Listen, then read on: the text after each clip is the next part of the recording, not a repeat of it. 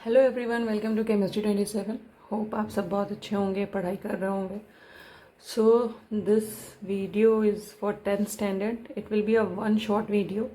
इस one shot video में हम फर्स्ट चैप्टर को डिस्क्राइब करने वाले हैं। सिर्फ एक सिंगल वीडियो में फुल चैप्टर डिस्क्रिप्शन और बहुत ही स्मूथली और अच्छे से आपको यह चैप्टर समझाने की कोशिश करूँगी। So let's start. तो जैसे कि चैप्टर का नाम आप जान रहे हैं क्या है, केमिकल रिएक्शन एंड इक्वेशन। तो अभी इससे हट के कुछ बेसिक चीज़ें हैं इस चैप्टर से ही रिलेटेड, उसके बारे में बात करते हैं। तो बच्चों हम किसी भी चीज़ को, यानी कि जो भी चीज़ है जिसके अंदर जो या तो लिविंग है या तो नॉन लिविंग है, ठीक है, दो तरह की चीज़ें हमारे चारों तरफ हैं। तो अगर मान लीजिए कि उनको हम छोड़ देते हैं इन्वायरमेंट में ऐसे ही, लाइक हमने एक एप्पल ले लिया, ठीक है, ये एप्पल पहले एक ट्री पे था, ठीक है, इस पे एप्पल लगा हुआ है, ठीक है, और ये जो एप्पल है एक टाइम आएगा जिसके बाद ये पक जाएगा, ठीक है, इसमें फ्लेवर आ जाएगा और ये मीठा हो जाएगा। आप इसको तोड़ेंगे, लेकर आएंगे, इसको रखेंगे, खाएंगे और ये टेस्टी लगेगा, ठीक है। आपने इसको खाया, आपने मतलब एप्पल आपके स्टमक में चला गया, ठीक है, ये आपका स्टमक है। अब मैं इंटेस्टाइन सिस्टम पूरा नहीं बना रही हूँ। अब ये जो एप्पल इसके अंदर गया, तो क्या ये एप्पल की फॉर्म में रहेगा? नहीं, एप्पल की फॉर्म में नहीं रहेगा। अब ये एप्पल के फॉर्म में नहीं रहेगा। ये जो है हमारी बॉडी के अंदर जो हमारा डाइजेस्टिव सिस्टम है, उसके अंदर अलग अलग तरह के एंजाइम्स हैं जो इसको ब्रेक करेंगे, तोड़ेंगे और इससे जो इम्पॉर्टेंट चीज़ें हैं वो हमारी बॉडी में रखेंगे और बाकी की चीज़ें एक्सट्रैक्ट हो जाएंगी। एक कंडीशन ये होती है, अगर ये एप्पल आप लाते हो और इसको रूम टेम्परेचर पर ऐसे ही छोड़ दो फॉर 10 डेज, ठीक है, फॉर 10 डेज, तो first day to second day to third day to fourth to fifth to six to seven to eight to 9 to 10, ठीक है, हर दिन आपको ग्रेजुअली इस एप्पल के टेक्सचर में, इसकी कलर में, इसकी जो टेस्ट में, मतलब I am not going to say that कि आप उसे टेस्ट करो, but you will see some kind of changes, ठीक है, अलग अलग तरह के आपको चेंजेस नज़र आएंगे। वो ब्लैक होने लगेगा, उसमें से डिसऑर्डर जैसा मतलब फील होगा आपको, उसमें से स्मेल आने लगेगी। तो एग्जैक्टली ये क्या होता है? हमने देखा कि हमारे पेट में गया, उसमें भी वहाँ पे तोड़ फोड़ हुई, उसको भी उसने चेंज कर दिया पूरी तरह से। अब यहाँ पे भी हम देख कह रहे हैं कि हमने रूम टेम्परेचर पे रखा हुआ है, तो उसमें भी चेंजेस आ रहे हैं उसके। अब देखिए बेसिकली होता क्या है, ये जो चेंज है, ये चेंज टू टाइप का होता है, ठीक है, physical and chemical. Physical change क्या है, उसकी स्टेट में चेंज हो जाता है, ठीक है, वो किसी किसी की भी स्टेट में चेंज हो जाए, ठीक है, वो कहलाता है फिजिकल चेंज। अब केमिकल चेंज क्या है? केमिकल चेंज जो है अभी हम उसके बारे में ही पढ़ने वाले हैं कि केमिकल चेंज होता क्या है। तो अभी तो मैंने आपको सिर्फ एक एप्पल का एग्जांपल दिया। अब मान लीजिए कि दूध है, दूध को आप ऐसे ही रूम टेम्परेचर पे छोड़ दो, या फिर दूध में दही मिला दो, तो दूध में दही मिलाने के बाद भी क्या होगा, थोड़ा सा दही आप मिला देंगे तो वो पूरा दही जम जाता है, ठीक है। और इस तरह से बहुत से आपके चारों तरफ एग्जाम्पल्स हैं जहाँ पे आपको चेंजेस नज़र आते हैं एक सर्टेन टाइम पीरियड के बाद। तो इस चैप्टर में बच्चों हम वही पढ़ने वाले हैं कि ये जो चेंज होता है वो बेसिकली कैसा होता है। अगर मान लीजिए कि आपने एक लोहे की रॉड का भी एग्जाम्पल ले लेते हैं, एक ये आयरन रॉड है, ठीक है, ये आयरन की रॉड है, इसको आपने छोड़ दिया एनवायरनमेंट में, ठीक है, इस पर पानी पड़ेगा बारिश का, या फिर बारिश का पानी नहीं पड़ता है तो जो एयर में थोड़ा बहुत मॉइस्चर होता है ये उसके साथ मतलब मॉइस्चर गेन करता है। गेन करने के बाद इस पर क्या शुरू हो जाता है, जंक लगना शुरू हो जाता है, जिसको हम बोलते हैं रस्ट, ठीक है। तो बच्चों ये जो रस्ट है ये भी एक तरह का चेंज है। आपने देखा कि जो आपकी आयरन रॉड थी वो पहले बिल्कुल नॉर्मल थी, लेकिन जो रस्ट है वो उसको कमज़ोर बना रहा है और वो परत दर परत करके बिल्कुल गिरता चला जा रहा है, ठीक है, तो वो कमज़ोर हो रहा है। तो that is a kind of change. तो this is the basic term of this chapter, that is change. Change को ही हमें पढ़ना है। तो बच्चों हमने बात करी थी किसकी, जो चेंज आता है किसी भी सर्टेन हमारे चारों तरफ होने वाली सारी एक्टिविटीज़ जो हैं सबसे बड़ी चीज़ तो ये है जो हम रेस्पायर करते हैं, सांस लेते हैं, ठीक है, तो हम ऑक्सीजन को इनटेक करते हैं, फिर उसमें भी हमारी क्या होता है, केमिकल चेंजेस आते हैं, बायोकेमिकल प्रोसेसेस होती हैं हमारी बॉडी के अंदर, ठीक है। तो हम इसको बहुत ही सिंपल चीज़ में समझेंगे। तो बच्चों केमिकल चेंज होता है, आप उसको कैसे पहचानोगे कि केमिकल चेंज है ये। तो बेसिकली क्या होता है कि जो मैटर होता है, ठीक है, जो नेचर ऑफ मैटर होता है, यानी कि कोई किसी भी चीज़ के बारे में हम बात कर रहे हैं, सॉलिड, लिक्विड या गैस, तो जो उसका नेचर होता है और जो उसकी आइडेंटिटी होती है, ठीक है, वो प्रीवियस वाले से, यानी कि जो पहले रही हुई होती है, वो उससे बिल्कुल डिफरेंट हो जाती है, ठीक है। अपनी इनिशियल कंडीशन से, अपनी इनिशियल आइडेंटिटी से, अपने इनिशियल नेचर से बिल्कुल चेंज हो जाती है। Then we call that it is changed now, ठीक है। तो अभी ये जैसे मैंने आपको एग्जांपल दिया कि जो लोहा है, लोहे की रॉड है, उसमें जंग लग जाना, ठीक है, दूध का दही बन जाना या फिर दूध का फट जाना, तो उसकी पहले की जो कंडीशन थी और जो बाद की कंडीशन है, यानी कि जो टेक्सचर है, टेस्ट है, इसमें चेंज आ गया है, ठीक है, कलर में भी चेंज आ गया है। तो बच्चों ये जो आप कैसे बोलोगे कि कोई भी जगह पर केमिकल चेंज हो रहा है तो वहाँ पे केमिकल रिएक्शन भी हो रहा है, तो मतलब अगर हम कह सकते हैं कि जहाँ कहीं पे भी आपको केमिकल चेंज दिखता है तो भाई केमिकल चेंज कैसे आया होगा, क्योंकि वहाँ पे केमिकल रिएक्शंस हो रहे हैं। तो आपकी बुक में मेंशन किया हुआ है कि when a chemical change occur we can say that a chemical reaction has taken place. तो यहाँ पे ये चीज़ बताने की कोशिश की जा रही है कि भाई केमिकल रिएक्शन होने के बाद ही केमिकल चेंज आया होगा, ठीक है। अब ये चेंज कितने तरह का हो सकता है, ठीक है, इसमें क्या क्या चीज़ें आपको मिल सकती हैं, कितने तरह का चेंज आ सकता है, चलिए आइए देखते हैं। तो फिर एक बार फिर से मैं डिफ़ाइन करती हूँ कि चेंज एक ऐसी चीज़ होती है, चेंज का मतलब बदल जाना, यानी कि अपनी इनिशियल नेचर और उसकी जो आइडेंटिटी होती है उससे बिल्कुल चेंज हो जाता है वो, ठीक है। स्टेज फॉर्म में भी चेंज आ सकता है, ठीक है। तो यहाँ पे जो मैंने डेफिनेशन लिखी हुई है, the nature of and the identity of initial substance have change, then we can say that there is a chemical reaction occurred. क्योंकि केमिकल चेंज अगर आपको जब मिलता है तब आप कह सकते हैं कि केमिकल रिएक्शन हुआ है। अब ये चेंज कितनी तरह का होता है ये देखते हैं। तो ये चेंज कितनी तरह का हो सकता है, चलिए इसको देखते हैं। सबसे पहला जो है, सबसे फर्स्ट चीज़ जो है वो आपकी बुक में जैसे मेंशन करी है, चेंज इन स्टेट। अब बच्चों अभी मैंने बोला था फिजिकल चेंज के बारे में, तो फिजिकल चेंज में जो स्टेट चेंज होती है उसमें कोई केमिकल चेंज नहीं आता है, उसकी केमिकल प्रॉपर्टी में कोई चेंज नहीं आता है। लेकिन जब केमिकल रिएक्शन होता है और स्टेट में चेंज आता है तब हम उसको बोलते हैं चेंज इन स्टेट, ठीक है। तो उसको रिलेट मत करिएगा। फिर दूसरा है change in colour, change in colour, ठीक है। और तीसरा है आपका इवोल्यूशन ऑफ गैस, और जो चौथा है वो है आपका चेंज इन टेम्परेचर, ठीक है। Change in colour, change in state, evolution of gas, change in temperature, change in अब ये जो सारी चेंजेस हैं, इन सारे चेंजेस को हम समझेंगे एग्जाम्पल के साथ, ठीक है, अलग अलग, ठीक है। स्टेज चेंज हो जाना और ये सब बहुत ही मतलब मैं सिंपल एग्जांपल के साथ आपको समझाने की कोशिश करूँगी, ठीक है। तो चलिए आइए वन बाय वन देखते हैं कि क्या होता है।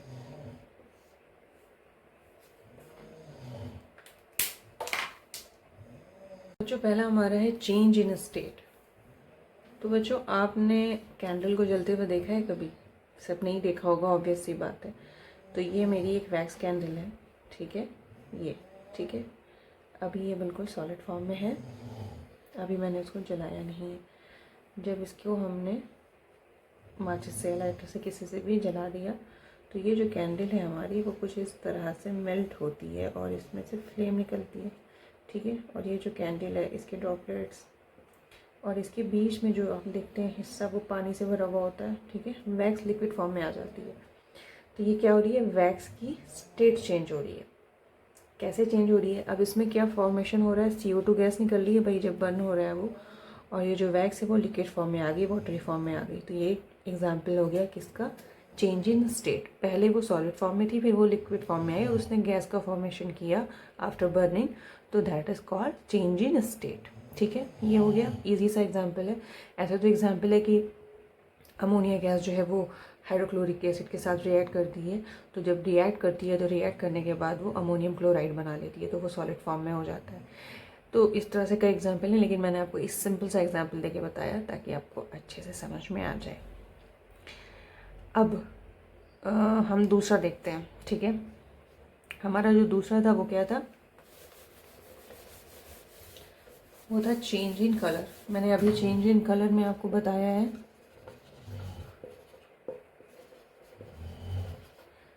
आयरन रॉड का एग्जाम्पल बहुत सिंपल सा है। ठीक है, आयरन रॉड आपकी पहले बड़ी होती है जब एटमॉस्फेयर के कांटेक्ट में नहीं आती है, लेकिन जब आ जाती है तो इसके ऊपर रस्टिंग हो जाती है। ठीक है, ये क्या होता है ना कि बेसिकली ये आप जब सीनियर क्लासेस में जाएंगे तब आप पढ़ेंगे इसके बारे में कि रस्टिंग क्या चीज़ है एग्जैक्टली। ठीक है, ये थोड़ा आगे मतलब इसका डिस्क्रिप्शन डिटेल मैं बोल रही हूँ, आप सीनियर क्लासेस में पढ़ेंगे। मे बी आपको इस टाइम डिटेल में मिले, मुझे क्या लगता है कि मिलना चाहिए। तो ये जो रस्टिंग है ये क्या है, इसके ऊपर ब्राउन सा कलर क्रिएट कर देती है, तो that is change in colour. ठीक है, तो दो एग्जाम्पल मैंने सिंपल से दिए, change in state, change in colour. ठीक है, अब हम तीसरा एग्जाम्पल देखते हैं। तो बच्चों जो थर्ड है हमारा है वो इवोल्यूशन ऑफ गैस है, जिसका सबसे एक अच्छा और इजी और डेली लाइफ में देखे जाने वाला एग्जाम्पल है बर्निंग ऑफ फ्यूल। जो कि आपने देखा होगा कि जब गाड़ियों में से धुआं निकलता है तो वो एक तरह की गैस निकल रही है। ठीक है, वो गैस भले ही भाई वो पोल्यूशन को कॉज करती हो, लेकिन वो मैं यहाँ पर एग्जाम्पल दे रही हूँ आपको। तो वहाँ पे क्या होता है कि फ्यूल में केमिकल रिएक्शन हो रहा है। ठीक है, और केमिकल रिएक्शन होने से क्या होता है कि उसमें गैस इवॉल्व हो रही है, तो हम इसको कह सकते हैं इवोल्यूशन ऑफ गैस। एक एग्जाम्पल और बहुत अच्छा है इसका ही, ये है कि जब जिंक जो है आपका सॉलिड आपने ले लिया और सल्फ्यूरिक एसिड, ठीक है, डाइल्यूट, तो जब ये रिएक्ट करता है तो इसके रिएक्ट होने में जिंक सल्फेट बनता है। ठीक है, like this, plus H2 gas release होती है। ठीक है, ये एक केमिकल रिएक्शन मैंने यहाँ पर आपको दे दिया ताकि आपको अच्छे से समझ में आ जाए। तो ये एग्जाम्पल है किसका, एवोल्यूशन ऑफ गैस का, क्योंकि इसमें गैस इवॉल्व हो रही है। और जो हमारा चौथा पॉइंट था वो क्या था, चेंज इन टेम्परेचर। ठीक है, तो ये उसका भी एग्जाम्पल है। जब ये रिएक्शन होता है तो बच्चों इस रिएक्शन होने में बहुत ज़्यादा हीट इवॉल्व होती है, तो यानी कि जो इसमें रिएक्टेंट मॉलिक्यूल्स हैं, जो यहाँ पे रिएक्टेंट्स हैं, इनका टेम्परेचर और जो ये रिएक्शन होने के बाद उस पूरे एटमॉस्फेयर में टेम्परेचर चेंज आ जाता है हीट इवॉल्व होने की वजह से। तो ये एक बहुत अच्छा एग्जाम्पल है टेम्परेचर चेंज का। ठीक है, तो अब तक मैंने आपको चारों कैटेगरीज को मैंने इंडिविजुअली एग्जाम्पल के साथ समझाया। होप सो सबको समझ में आ गया, और जिसको नहीं समझ में आया है वो समझने की कोशिश करे, दोबारा उस चीज़ को फिर से जो है बैकवर्ड फॉर्म में जाके देख सकता है रिवर्ट करके। ठीक है, तो ये चारों स्टेट मैंने आपको बता दी कि इतने। लेकिन ये देखिए बच्चों, कभी कंफ्यूज मत होइएगा कि कोई भी केमिकल चेंज जहाँ हो रहा है, केमिकल रिएक्शन हो रहा है, कि उसके अंदर ये चारों चेंज देखे जाएं। किसी में कुछ आपको मिलेगा, किसी में कभी दो चीज़ें मिलेंगी, कभी जैसे कि अंडा आपने बॉयल किया। ठीक है, अंडा आपने जब बॉयल किया तो अंडे का जो टेम्परेचर था वो क्या था, अंदर का सब भी नॉर्मल था टेम्परेचर, रूम टेम्परेचर पे। लेकिन जब आपने उसको बॉयल किया तो बॉयल करने के बाद जो अंडे के अंदर का येलो पार्ट होता है वो बिल्कुल सॉलिड फॉर्म में हो गया, तो ये चेंज इन स्टेट हो गया और इसका टेम्परेचर भी काफ़ी ज़्यादा हो गया। ठीक है, तो ये इस तरह का एक बहुत अच्छा एक का भी एग्जाम्पल है। तो इसके अंदर मैंने आपको बताया दो चेंज आया, एक टेम्परेचर चेंज भी आया और एक किसका चेंज आ गया, स्टेट का चेंज। उसी तरह से आपका ये जो एग्जाम्पल है जिसके अंदर दो चेंज मैंने देखे, जिसमें चेंज इन गैस यानी कि sorry evolution of gas, change in evolution of gas, और हमने जो दूसरा देखा वो क्या देखा, चेंज इन टेम्परेचर। ठीक है, गैस का एवोल्यूशन और टेम्परेचर चेंज। तो इस तरह से हमने इसके अंदर दो एग्जाम्पल देखे। तो ये ज़रूरी नहीं है कि सब में सारे आपको ये चेंजेस मिलें, और किसी में दो या तीन भी मिल सकते हैं और किसी में सिर्फ एक ही मिलता है। सो बच्चों, let's move towards next topic, that is chemical reaction. अब केमिकल रिएक्शंस के बारे में तो हम बात कर रहे थे, लेकिन अभी हम पढ़ेंगे कि वो बेसिकली किस तरह से आप केमिकल रिएक्शन को डिफाइन कर सकते हैं। अभी तो हमने बेसिक लाइफ में यानी जनरल हमारी लाइफ में होने वाले डिफरेंट एग्जांपल्स को देखा, तो उसके थ्रू हमने समझने की कोशिश करी कि केमिकल रिएक्शंस जो हैं वो क्या होते हैं। तो अभी हम क्या देखेंगे कि केमिकल रिएक्शन जो है बेसिकली अगर आपको केमिस्ट्री की लैंग्वेज में डिफाइन करना पड़े, then what will you say that what is known as chemical reaction. Basically क्या होता है कि जब सब्सटेंसेस एक या एक से ज़्यादा वन और मीन्स वन तो मतलब ऑब्वियसली जैसे कि आपका आयरन है तो वो ऑक्सीजन के साथ रिएक्ट कर रहा है, तो वन और मोर मतलब बेसिकली हमेशा दो ही मतलब देखा जाता है कि आपस में रिएक्ट करके एक नया प्रोडक्ट बनाते हैं। वन और मोर सब्सटेंसेस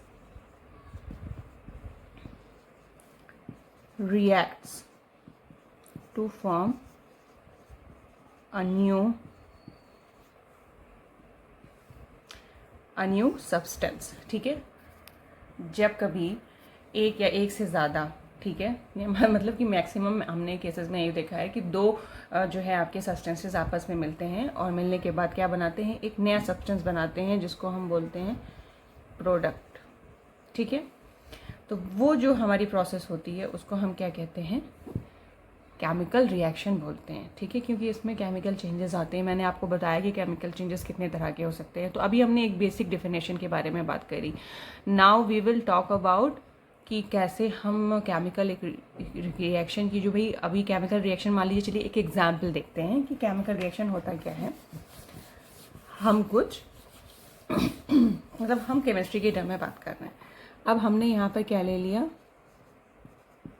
मैग्नीशियम प्लस ये रिएक्शन कर रहा है ऑक्सीजन के साथ। ठीक है, और यहाँ पर क्या बना रहा है ये मैग्नीशियम, मैं इसको यहाँ लिख देती हूँ,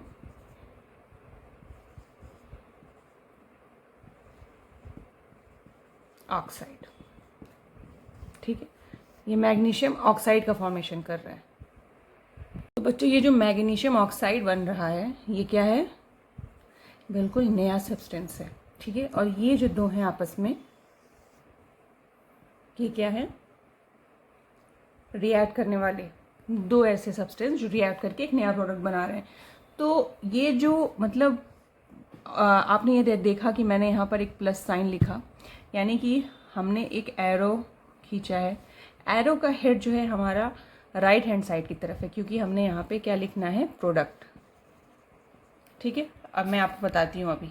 और जो आपस में रिएक्ट करते हैं, यानी कि जो केमिकल प्रोसेस के थ्रू, जिनके थ्रू केमिकल प्रोसेस हो रही है, यानी कि ये these are undergoing through a chemical process. ठीक है, उसको हम क्या बोलते हैं, रिएक्टेंट। ठीक है, रिएक्टेंट मीन्स रिएक्ट करने वाला, और ये क्या है, प्रोडक्ट।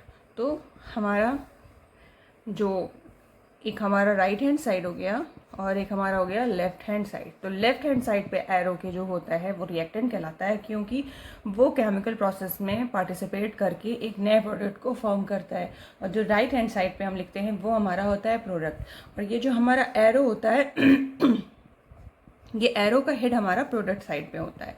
ठीक है, तो इस तरह से हमने इसको मेंशन किया। अब ये देखिए कि यहाँ पर हम क्या करते हैं कि राइट हैंड साइड में, यहाँ पे राइट हैंड साइड में जो भी हमारे रिएक्टेंट ए प्लस बी, ठीक है, और जो हमारा प्रोडक्ट बनता है उसमें भी मान लीजिए कभी ज़रूरी नहीं है कि एक ही प्रोडक्ट बने, कभी एक से ज़्यादा भी बनता है।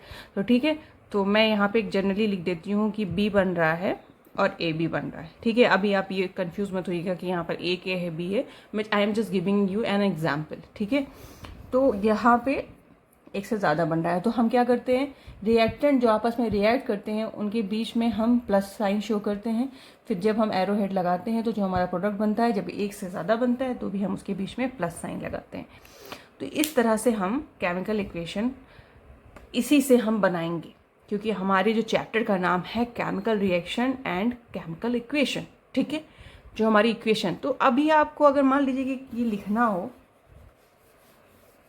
किसी केमिकल रिएक्शन को, तो आप पहले क्या लिखेंगे, मैग्नीशियम लिखेंगे, फिर ऑक्सीजन लिखेंगे, फिर लिखेंगे मैग्नीशियम ऑक्साइड, तो काफ़ी टाइम लग जाएगा। ठीक है, and that is not good. भाई आपको एग्ज़ाम में टाइम भी बचाना होता है, आपको क्लास में पढ़ने के लिए भी टाइम बचाना होता है ताकि ज़्यादा बर्डन ना हो, आप फ्रेश रहें।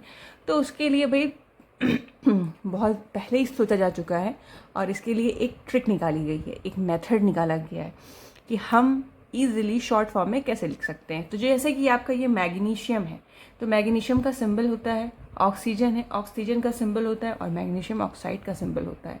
तो हम उस सिंबल की फॉर्म में लिखते हैं। तो अब हम सीखेंगे how to learn a chemical equation. Okay बच्चों, now we will learn how to write chemical equation. ठीक है, तो केमिकल इक्वेशन लिखने की ज़रूरत कैसे पड़ी? देखिए, केमिकल इक्वेशन लिखने के लिए जो नीड है वो बेसिकली क्या है कि वो इजी टू अंडरस्टैंड होगा। ठीक है, इजी टू अंडरस्टैंड ये भी है, इजी टू अंडरस्टैंड वो भी होती है जो हम अब लिखेंगे। और दूसरी चीज़ ये कि easy to write, easy to understand and easy to like balance. ठीक है, बैलेंसिंग इज़ वेरी इंपॉर्टेंट, यानी कि जितने मॉलिक्यूल्स इधर हैं उतने मॉलिक्यूल्स इधर हैं, जितना मोलर मास इधर होना चाहिए उतना ही इधर होना चाहिए, दोनों तरफ मॉलिक्यूल्स सेम होने चाहिए, तो वो बैलेंस्ड है।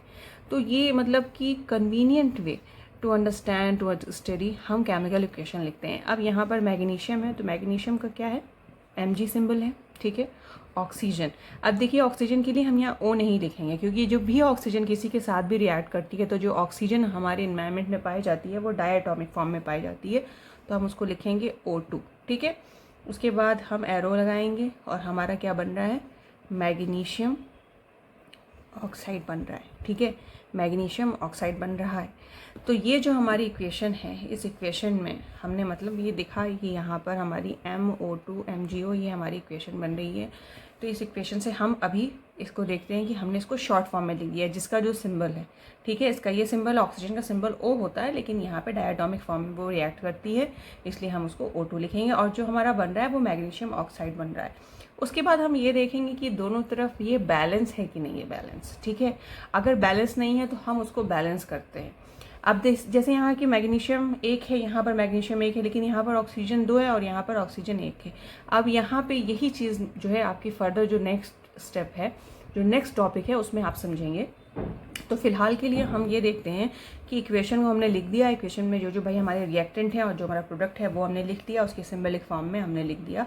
ठीक है, और फिर हम देखेंगे कि इक्वेशन बैलेंस है कि नहीं है। अगर नहीं है तो हम उसको डिफरेंट मेथड से बैलेंस करते हैं। ओके, अब उसके बाद क्या देखते हैं बच्चों, अब देखिए जैसे कि हमारे चारों तरफ जो भाई जितने भी सब्सटेंसेस है, ज़रूरी तो नहीं है कि वो सब सेम स्टेट में हो और सेम स्टेट वाले ही रिएक्ट करें, वो सेम स्टेट वाले भी रिएक्ट कर सकते हैं और डिफरेंट स्टेट वाले भी आपस में रिएक्ट कर सकते हैं।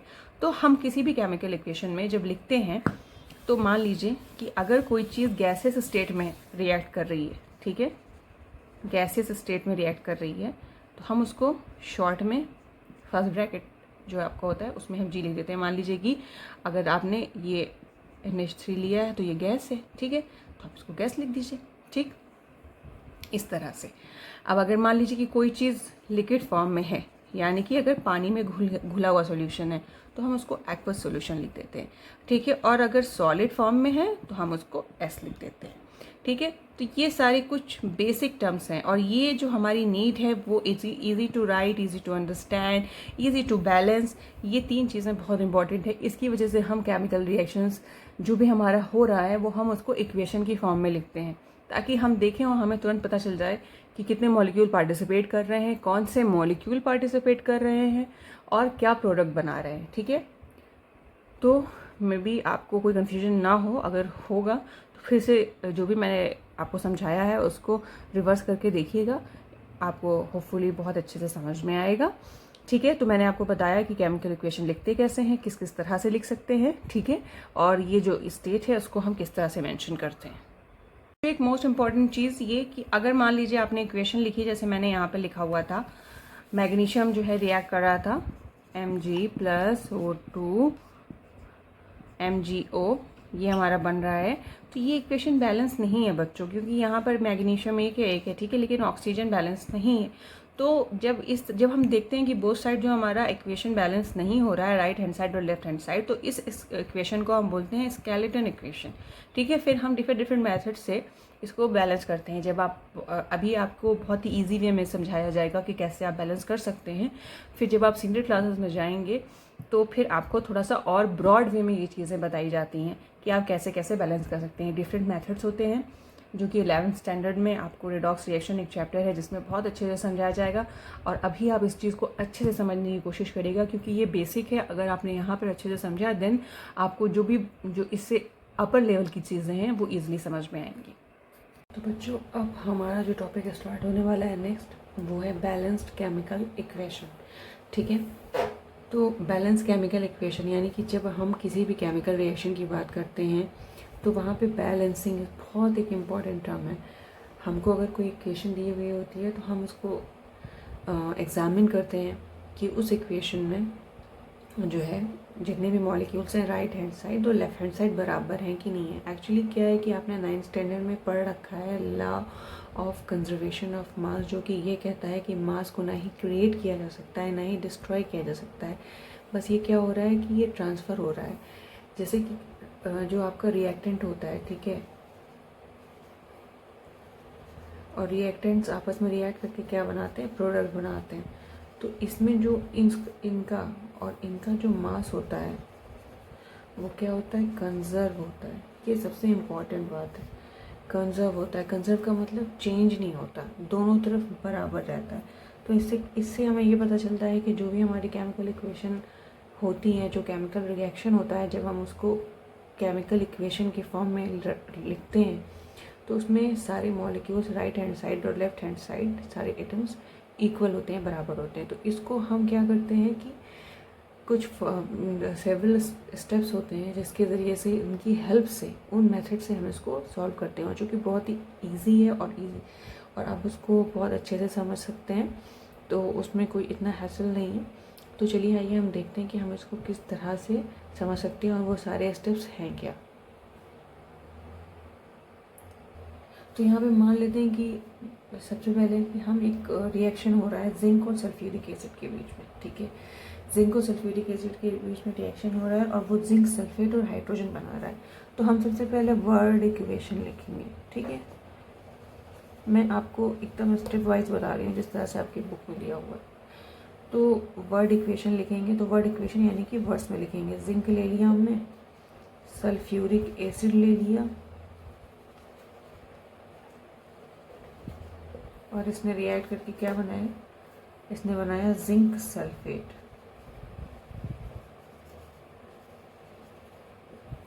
Zinc sulphate plus hydrogen. तो ये हमारी वर्ड इक्वेशन होगी। अब इसको वर्ड इक्वेशन को हम क्या करेंगे, केमिकल इक्वेशन में लिखेंगे। केमिकल इक्वेशन में कैसे लिखेंगे चलिए ये देखते हैं। केमिकल इक्वेशन लिखने में क्या है कि आपको जिंक का सिंबल लिखना है Zn plus sulphuric acid H2SO4 और ये क्या बना रहा है, जिंक सल्फेट। तो जिंक सल्फेट होता है ZnSO4 प्लस H2 गैस। ठीक है, अब हमने ये देखा कि अब मैं इसको थोड़ा सा क्लियरली लिख देती हूँ ताकि आपको अच्छे से समझ में आ जाए।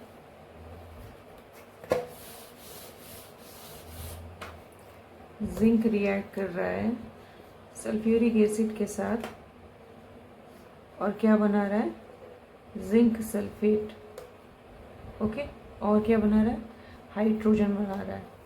अब हम देखेंगे कि जो हमारा रिएक्टेंट साइड है और जो हमारा प्रोडक्ट साइड है वहाँ पर क्या है, मॉलिक्यूल्स बराबर हैं कि नहीं है। ठीक है, हमारे सारे एटम्स क्लियर हैं कि नहीं है, क्लियर इन द सेंस कि बैलेंस्ड हैं कि नहीं है, दोनों तरफ same number of molecule same number of atom है कि नहीं है। सबसे पहले हम क्या करेंगे, ये एक वो कर लीजिए। सबसे पहले हम ये हमने एक लाइन आपकी बुक में एक्चुअली ऐसे मेंशन किया हुआ है, that's why I am using this. आपको इतना ज़्यादा वो करने की ज़रूरत नहीं है। जब हम प्रैक्टिस कर लेंगे 2-4 की तब हमको समझ में आ जाएगा कि हमको इतने ज़्यादा की ज़रूरत नहीं है। सबसे पहले हमारे पास कौन कौन से इसके अंदर मॉलिक्यूल्स पार्टिसिपेट कर रहे हैं, जिंक कर रहा है, ठीक है, हाइड्रोजन है, ठीक है, सल्फर है और क्या है, ऑक्सीजन है। ठीक है, ये सारी चीज़ें हैं। अब यहाँ पे लेफ़्ट हैंड साइड लिख लेंगे और यहाँ पे राइट हैंड साइड लिख लेंगे, यानी कि हमारी लेफ़्ट हैंड साइड ये है और राइट हैंड साइड ये है। तो लेफ्ट हैंड साइड जिंक कितना है 1, राइट हैंड साइड जिंक कितना है 1, ये देख लिया हमने। अब हम हाइड्रोजन देखते हैं, लेफ्ट हैंड साइड 2 है, राइट हैंड साइड भी 2 है, ये देख लिया। सल्फर 1 है 1 है, दोनों तरफ बराबर है।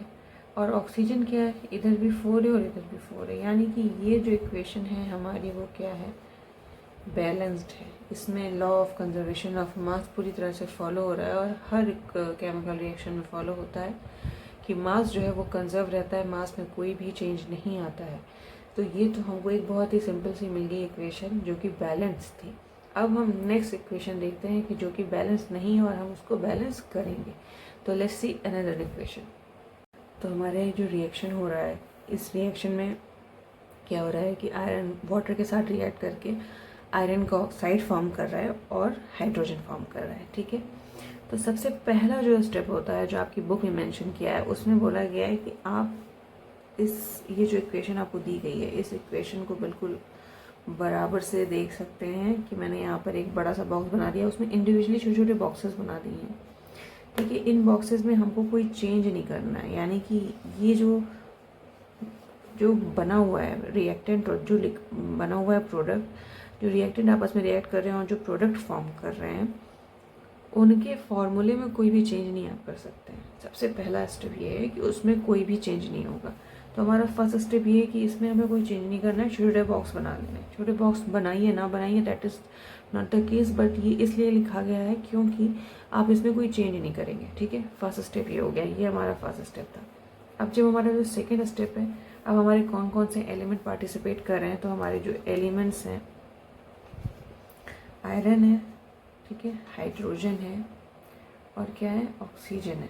3 एलिमेंट कर रहे हैं, ठीक है। फिर लेफ्ट हैंड साइड लिखेंगे, राइट हैंड साइड लिखेंगे। ये देखिए जो मेथड है, जब आपकी प्रैक्टिस में आ जाएगा तब आप बहुत फास्ट करने लगोगे, तो इसलिए टेंशन मत लीजिएगा। बस कोई भी चीज़ के जब इनिशियल स्टार्ट होता है तो उसको स्टेप बाय समझने की कोशिश करते हैं और लिख लेंगे कि कितने नंबर हैं। लेफ्ट हैंड साइड कितना है 1 है, राइट हैंड साइड कितना है 3 है, ओके।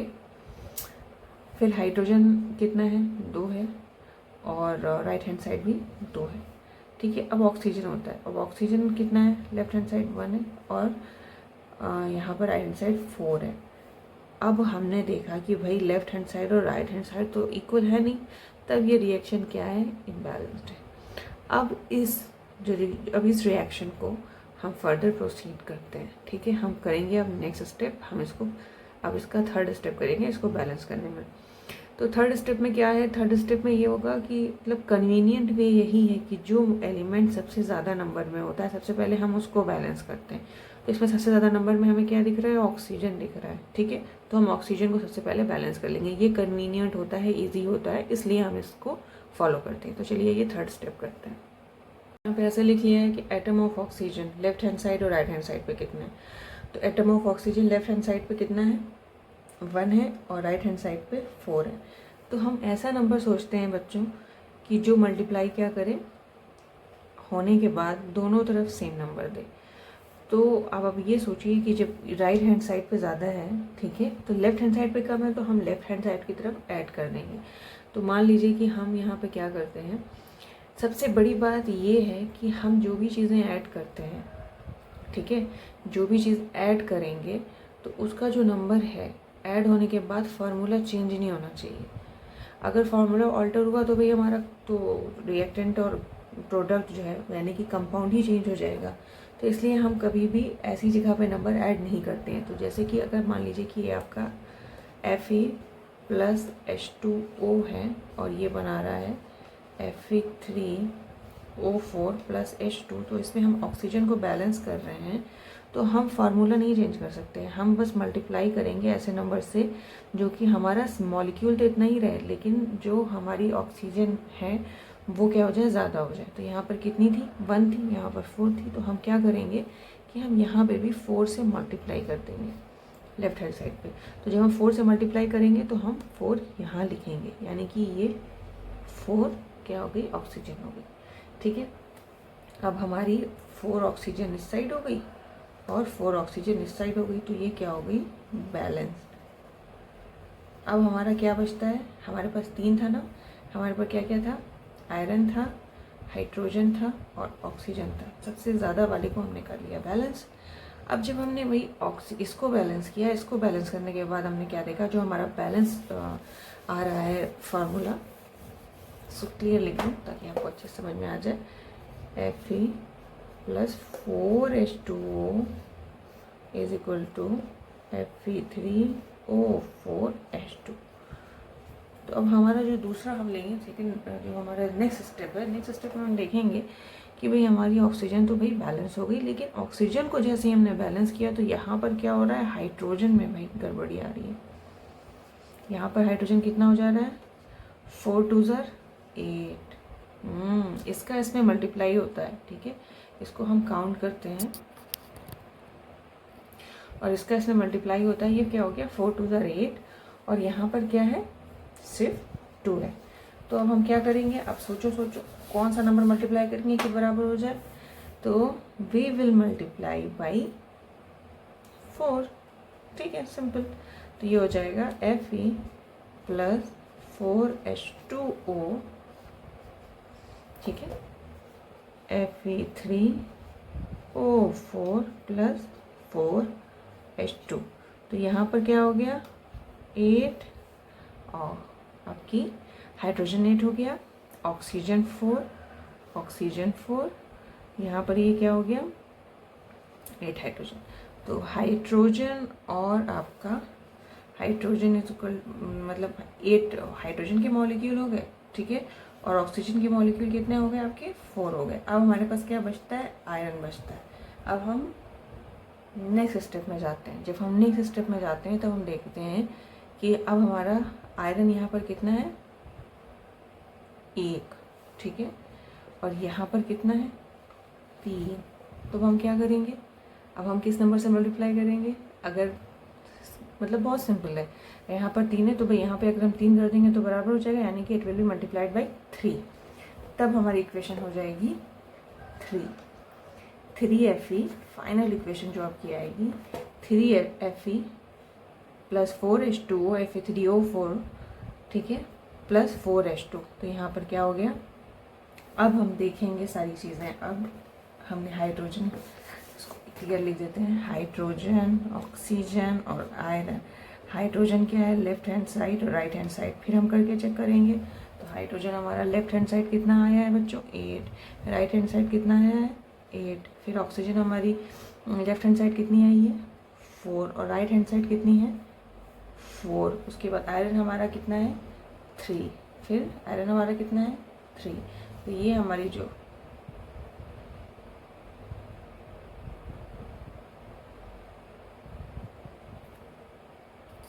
यहाँ पे ऐसे लिख लिया है कि atom of oxygen left hand side और राइट हैंड साइड पे कितना है।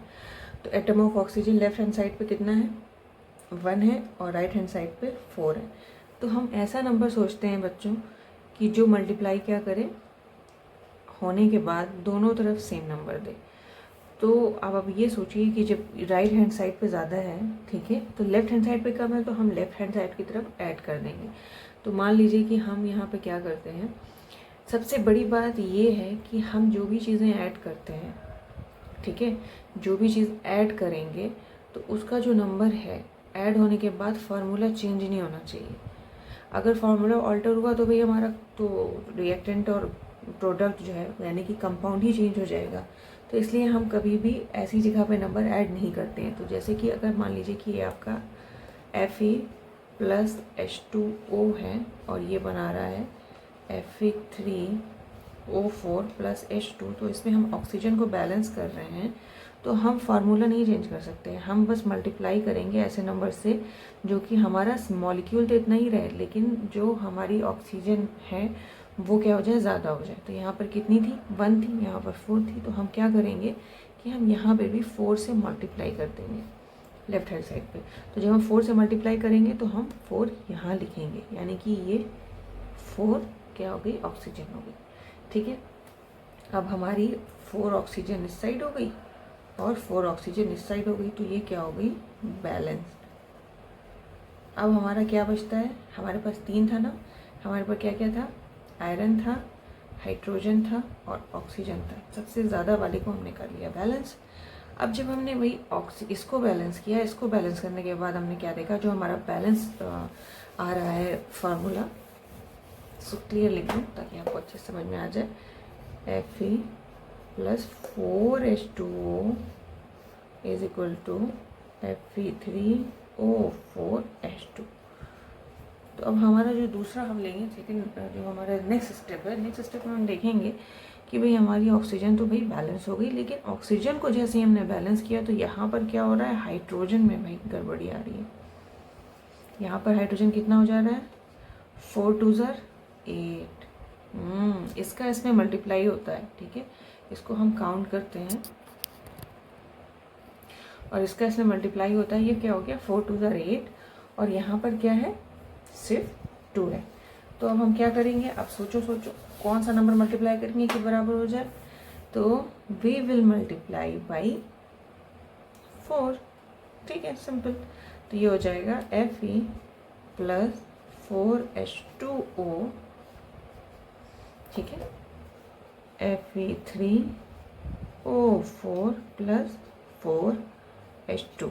तो यहाँ पर क्या हो गया, 8 और आपकी हाइड्रोजन 8 हो गया, ऑक्सीजन 4, यहाँ पर ये क्या हो गया, 8 हाइड्रोजन। तो हाइड्रोजन और आपका हाइड्रोजन इज इक्वल, मतलब 8 हाइड्रोजन के मॉलिक्यूल हो गए, ठीक है, और ऑक्सीजन के मॉलिक्यूल कितने हो गए आपके, 4 हो गए। अब हमारे पास क्या बचता है, आयरन बचता है। अब हम नेक्स्ट स्टेप में जाते हैं। जब हम नेक्स्ट स्टेप में जाते हैं तब हम देखते हैं कि अब हमारा आयरन यहाँ पर कितना है, 1, ठीक है, और यहाँ पर कितना है, 3। तो हम क्या करेंगे, अब हम किस नंबर से मल्टीप्लाई करेंगे, अगर मतलब बहुत सिंपल है, यहाँ पर 3 है तो भाई यहाँ पे अगर हम 3 कर देंगे तो बराबर हो जाएगा, यानी कि it will B multiplied by 3। तब हमारी इक्वेशन हो जाएगी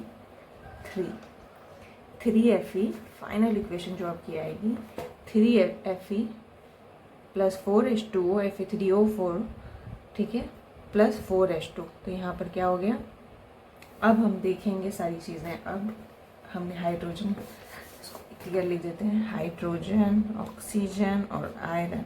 हाइड्रोजन क्या है, लेफ्ट हैंड साइड और राइट हैंड साइड, फिर हम करके चेक करेंगे। तो हाइड्रोजन हमारा लेफ्ट हैंड साइड कितना आया है बच्चों, 8, राइट हैंड साइड कितना आया है, 8। फिर ऑक्सीजन हमारी लेफ्ट हैंड साइड कितनी आई है, 4, और राइट हैंड साइड कितनी है, 4। उसके बाद आयरन हमारा कितना है, 3। फिर आयरन हमारा कितना है, 3। तो ये हमारी जो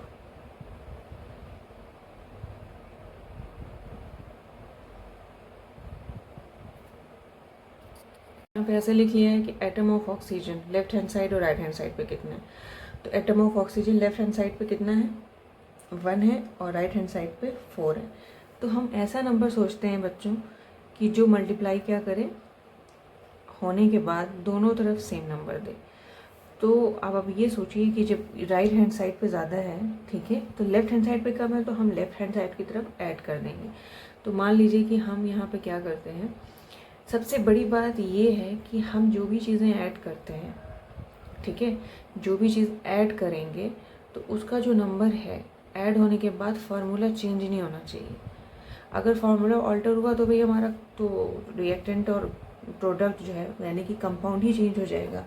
तो इसलिए हम कभी भी ऐसी जगह पे नंबर ऐड नहीं करते हैं। तो जैसे कि अगर मान लीजिए कि ये आपका Fe प्लस H2O है और ये बना रहा है Fe3O4 प्लस H2, तो इसमें हम ऑक्सीजन को बैलेंस कर रहे हैं, तो हम फार्मूला नहीं चेंज कर सकते। हम बस मल्टीप्लाई करेंगे ऐसे नंबर से जो कि हमारा मॉलिक्यूल तो इतना ही रहे, लेकिन जो हमारी ऑक्सीजन है वो क्या हो जाए, ज़्यादा हो जाए। तो यहाँ पर कितनी थी, 1 थी, यहाँ पर 4 थी। तो हम क्या करेंगे कि हम यहाँ पे भी 4 से मल्टीप्लाई कर देंगे लेफ्ट हैंड साइड पे।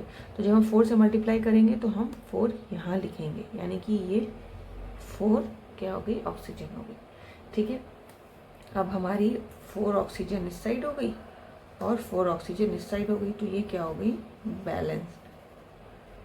अब हमारा क्या बचता है, हमारे पास 3 था ना, हमारे पास क्या क्या था, आयरन था, हाइड्रोजन था और ऑक्सीजन था। सबसे ज़्यादा वाले को हमने कर लिया बैलेंस।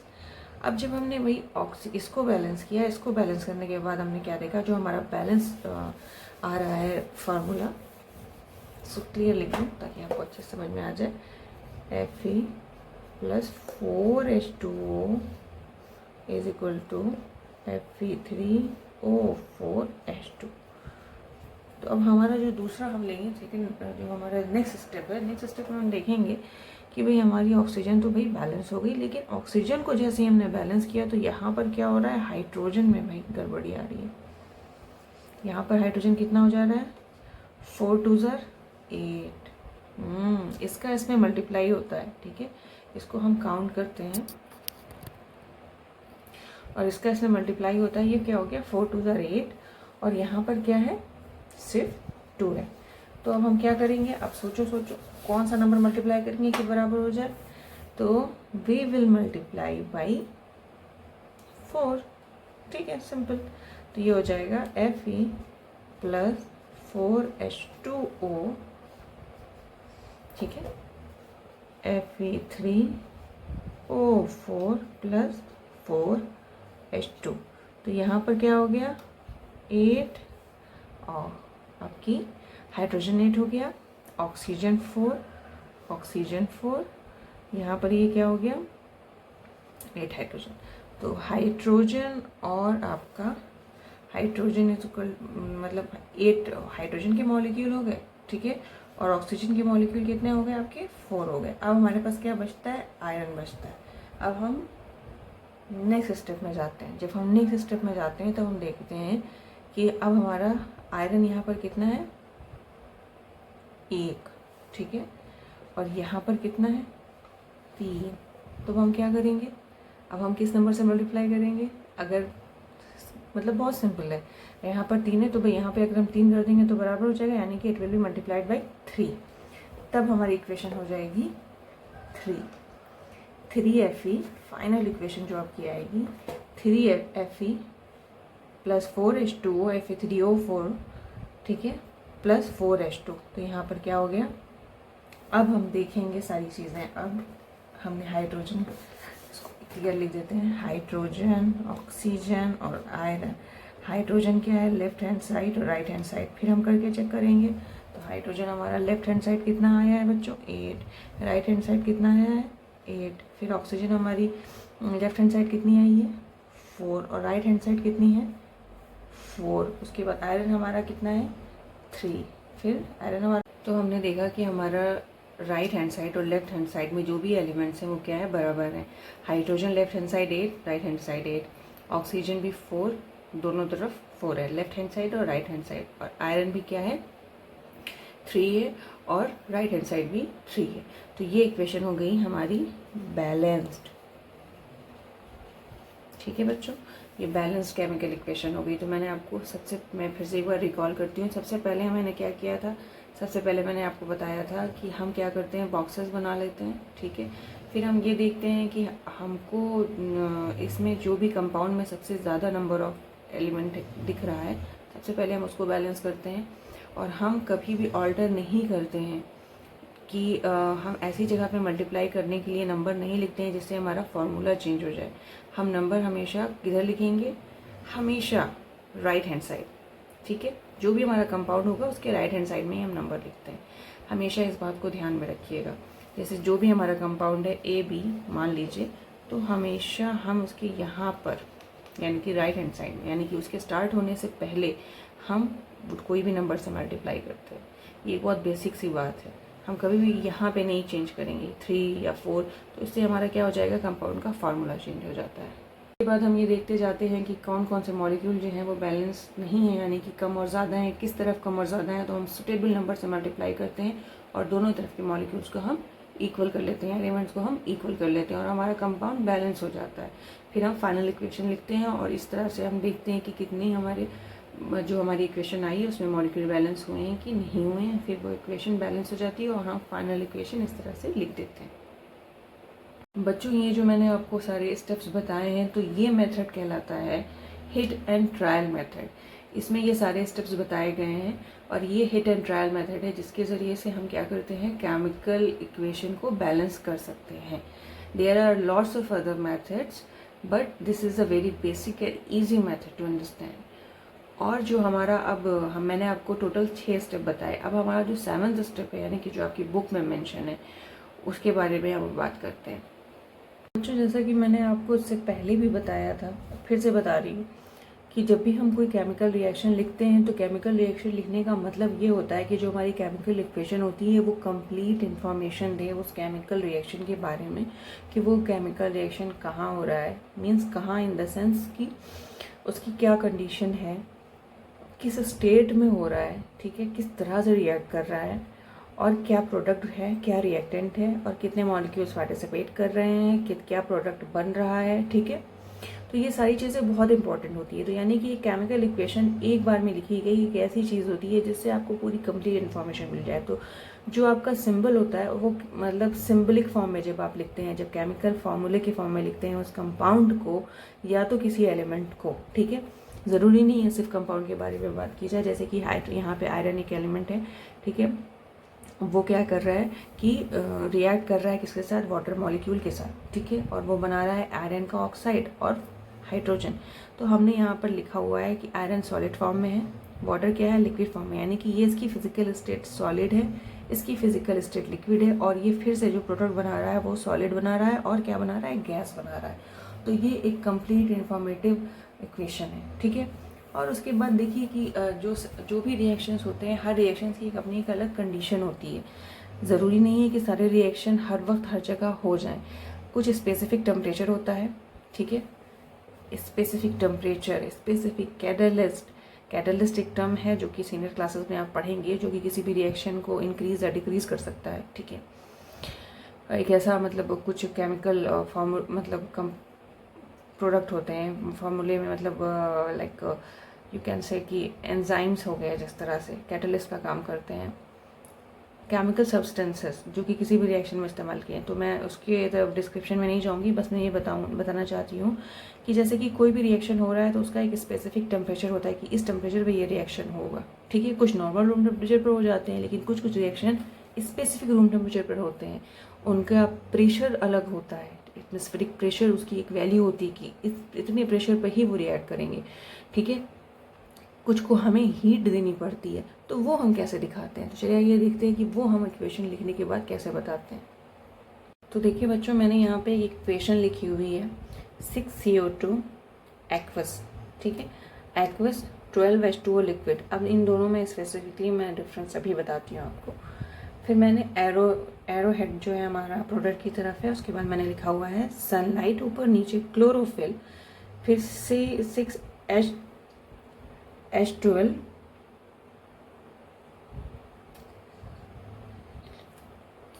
जो यहाँ पे मैंने आपके सामने एक केमिकल इक्वेशन लिखी हुई है, और ये इक्वेशन जो है वो फोटोसिंथेसिस की है, जो कि बहुत ही इंपॉर्टेंट फेनोमेनन है। तो मैंने यहाँ पर एक इक्वेशन लिखी हुई है, बैलेंस इक्वेशन है। यहाँ पे आप देख सकते हैं कि 6CO2 एक्वस, मैंने यहाँ पे फिजिकल स्टेट लिखी है, प्लस 12H2O लिक्विड लिखा है। यहाँ पे इन दोनों के बीच में स्पेसिफिक डिफरेंस जो भी है मैं अभी आपको क्लियर करूँगी। फिर मैंने एरो बनाया है, एरो हेड जो है प्रोडक्ट की तरफ है, उस पर लिखा हुआ है सनलाइट और क्लोरोफिल, ठीक है। फिर ये बना रहा है ग्लूकोज, C6H12O6, ये आपका बन रहा है ग्लूकोज इस रिएक्शन में एक्वस फॉर्म में, plus 6CO2 aqueous plus 6H2O liquid. तो बच्चों ये जो हमारा बन रहा है और ये बताया जा रहा है, तो इसमें सबसे पहले कंडीशन क्या है। कंडीशन ये है कि यहाँ पे सनलाइट होनी चाहिए और क्लोरोफिल होना चाहिए, तब जाके ये रिएक्शन प्रोसीड करता है, तब जाके ये रिएक्शन होता है। अगर ये दोनों चीज़ें नहीं होंगी तो ये रिएक्शन नहीं होगा। बहुत rare of the rarest cases ऐसे होते हैं जो कुछ डार्क फोटोसिंथेसिस एक अलग चीज़ है, लेकिन इसकी बेसिक जो नीड है, जो आपका ये प्रोडक्ट बन रहा है, जो रिएक्शन हो रहा है, उसकी बेसिक नीड क्या है, सनलाइट एंड क्लोरोफिल। तो यहाँ पे हम एरो पे लिखते हैं कंडीशन, ठीक है। अगर मान लीजिए ये कोई रिएक्शन ऐसा है कि कोई रिएक्शन हो रहा है A+B और इसकी कोई भी AB बन रहा है और यहाँ पे लिखा हुआ है 400 ATM, यानी कि ये जो प्रेशर है इस रिएक्शन को करने के लिए हमको 400 एटमॉस्फेरिक प्रेशर की ज़रूरत है। जब हम इस सिस्टम में, जिस सिस्टम में ये हो रहा है, वहाँ का प्रेशर 400 एटमॉस्फेरिक प्रेशर करेंगे, तब जाके हमारा ये प्रोडक्ट बनता है, ठीक है। अब दूसरी चीज़ मैंने बोला एक्वस और लिक्विड। देखिए एक्वस का मतलब होता है एक्वा, का मतलब पानी, यानी कि ये क्या है, वाटर के साथ मिला हुआ है, लिक्विड तो है लेकिन एक्वस। ज़रूरी नहीं है सारे लिक्विड वाटर में ही हो, ठीक है। लिक्विड फॉर्म तो कोई भी हो सकती है, जैसे कि यहाँ पर आपका जो है आपने अब ये आपका वाटर क्या है वो तो लिक्विड फॉर्म में है, ठीक है। अभी हमारा क्या बन रहा है, ग्लूकोज, वो हमारा एक्वस फॉर्म में बन रहा है, ठीक है। एक्वस फॉर्म यानी कि वो पानी के साथ एक्वस स्टेट है इसकी। और यहाँ पर ये भी क्या है 6CO2, ये भी एक्वस स्टेट में यानी कि पानी के साथ मिली हुई है। और ये हमारा क्या है H2O, और पानी जो है प्योर वाटर जो है वो भी हमें मिल रहा है इसके अंदर। तो इस तरह से ये प्रोसेस हो रही है। तो क्या हमारा हो रहा है कि CO2, वाटर और ग्लूकोज और कार्बन डाइऑक्साइड और वाटर, तो ये सारी चीज़ें जो मिल रही हैं वो क्या है, फोटोसिंथेसिस के रिएक्शन में मिल रही हैं। और इसकी जो बेसिक कंडीशन है कि हमें सनलाइट और क्लोरोफिल चाहिए, ठीक है। तो ये हमको पता चलता है। तो इस तरह से हमको ये एक बैलेंस केमिकल इक्वेशन है। और ये अगर मैं मान लीजिए कि इसको 6 और ये 12 ये सारी चीज़ें हटा के आपको दूँ, सिर्फ डायरेक्ट रिएक्टेड एंड प्रोडक्ट दे दूँ, तो आप जो मेथड मैंने आपको हिट एंड ट्रायल बताया है, you can easily use that and balance this equation if it is not balance, but this one is balanced, okay. तो मैंने आपको बताया ये कि केमिकल इक्वेशन जो है वो एक ऐसा टर्म होता है कि जिसको पढ़ने और लिखने के बाद हमको उसके रिएक्शन के बारे में पूरी होल इन्फॉर्मेशन मिल जाए। तो हमने देखा भाई यहाँ पे क्या क्या किस स्टेट में रिएक्ट कर रहा है, उस रिएक्शन होने की क्या कंडीशन है, तो हम इस तरह से मेंशन करते हैं, ठीक है।